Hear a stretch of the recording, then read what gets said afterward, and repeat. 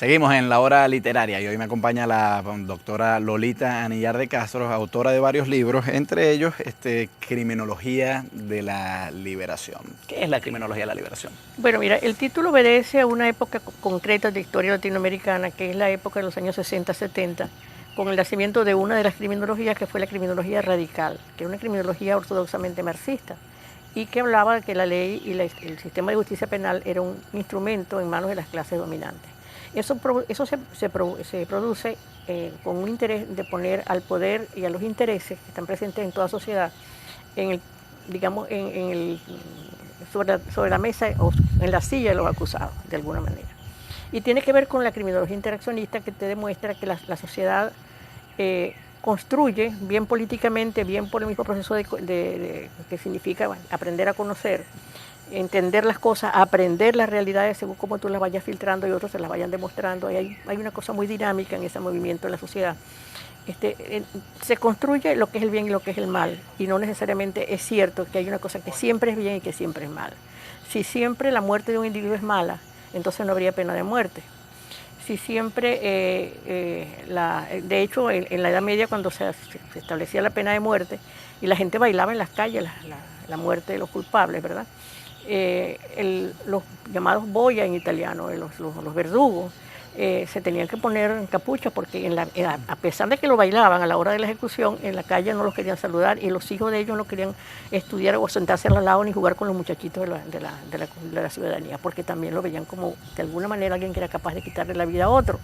Lo mandaban a quitarle la vida, no era una cosa voluntaria porque ese era su oficio, pero la gente de alguna manera en el fondo de su conciencia repudia el exterminio de otro ser humano.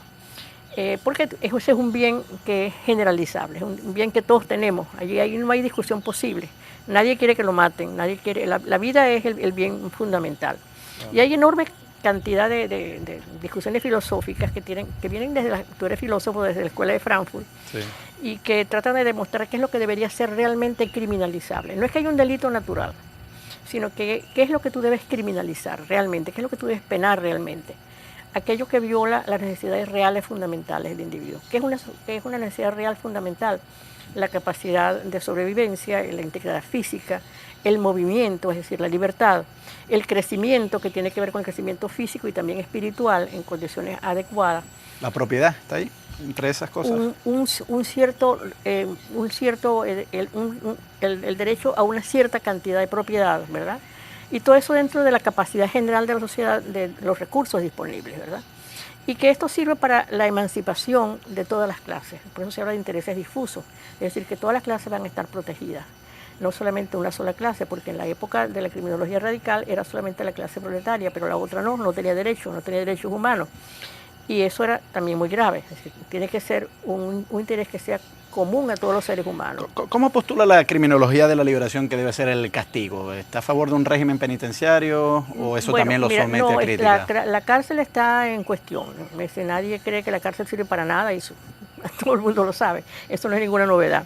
Y en Venezuela está más claro que nunca que eso no sirve para nada. De hecho, la cárcel se ha convertido en un generador de nueva delincuencia, no porque sea la escuela del crimen, como se dice en los periódicos normalmente, sino porque realmente desde allí se están generando nuevos delitos. Las cárceles no sirven. La cárcel empezó, fíjate qué interesante es ver cómo va evolucionando todo. La cárcel evoluciona porque se consideraba que era más fácil proporcionar la pena a la conducta a través del tiempo que se pagaba por el hecho cometido, el hecho realizado. Es decir, era la época del nacimiento del proceso de industrialización. La libertad se convierte en mercancía. Al convertirse en mercancía, tú pagas una cantidad de libertad por una cantidad de delito que cometes. Y la cárcel era la que mejor te ofrecía la proporcionalidad. Y era un sistema mucho más limpio que el de la tortura, que el de la ejecución, etcétera, ¿verdad? Pero se fue convirtiendo en lo que es hoy, pues, un depósito de excluidos, un depósito de la gente que ha perdido 2 veces en la historia de la sociedad, en su propia historia personal también, porque el sistema penal es una de las cosas que descubre esa nueva criminología, es que el sistema penal es profundamente selectivo, hay una sola clase a la cual se dirige. De hecho, el delito de cuello blanco lo comete gente de una alta clase social, pero no siempre se ha castigado ni por los mismos tribunales ni con las mismas penas, no van a la cárcel. Claro. Bueno, podemos Pagan multas, pagan sanciones administrativas, pero no van a la cárcel porque la cárcel estigmatiza. La cárcel representa el malo. Claro, Los demás claro. no son malos. Entonces, en la cárcel la sociedad se mide a sí misma. Eso lo descubrió, entre otras alguien que no era precisamente criminólogo, que era un filósofo, Foucault.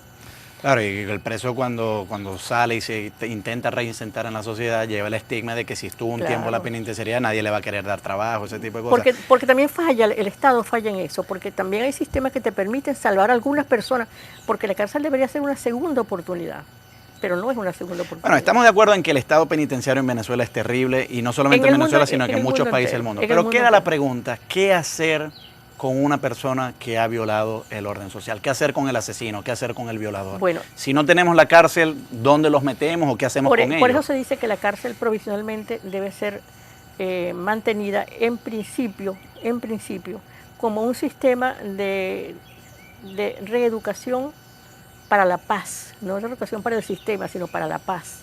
Es decir, el sistema es el que te impone qué es lo que es bueno y qué es malo, pero la paz es un valor universal. Es decir, la solidaridad es un valor universal, ¿verdad? Y debe ser un derecho del detenido, no una obligación. La gente tiene derecho a ser diferente inclusive, porque una de las cosas que se discuten ahora en derechos humanos es el derecho a ser diferente, a no parecerte a los otros.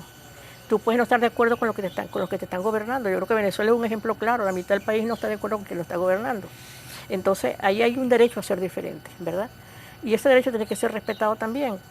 De hecho, esta criminología demuestra que el sistema de justicia penal sirve para cualquier cosa, y una de las cosas nuevas que se han también establecido en los conceptos de derechos humanos es que la independencia y la autonomía del Poder Judicial es un derecho humano, porque ese es el derecho de los derechos. Tú no tienes derechos si no tienes quien te los garantice. Pero si el sistema de justicia penal, como está sucediendo en Venezuela, te sirve para destruir al enemigo y nada más, ¿verdad? Entonces, el enemigo político, además, ¿no? Entonces, ese sistema ya no te sirve para la defensa de los derechos humanos. Este se llama de la liberación porque es la liberación de la mentira, del engaño, de decir que la sociedad es igual, que todo el mundo está de acuerdo en las mismas cosas. El mismo Rousseau no creía en eso. Se dio cuenta de que eso era mentira. Hay una comiquita por allí muy graciosa. Rousseau supuestamente en la época, en el siglo XXI, viendo lo que está pasando a su alrededor, la gente que se droga, la gente que se matan unos a otros, los aviones que tiran bombas, es decir, nada que ver con la sociedad consensual que él y Durkheim y toda esta gente pensaron que era posible instaurar. La sociedad es muy compleja y muy dinámica y obedece a momentos históricos muy concretos, muy particulares. Esto depende de los movimientos radicales de los años 60 o 70. Y en el siglo XXI y al final del siglo XX ya aparece la criminología de los derechos humanos. Vamos a dejar eso para el segmento que viene. Me acompaña la doctora Lolita Anillar de Castro y conversamos sobre varios de los libros que ella ha escrito. Ya regresamos.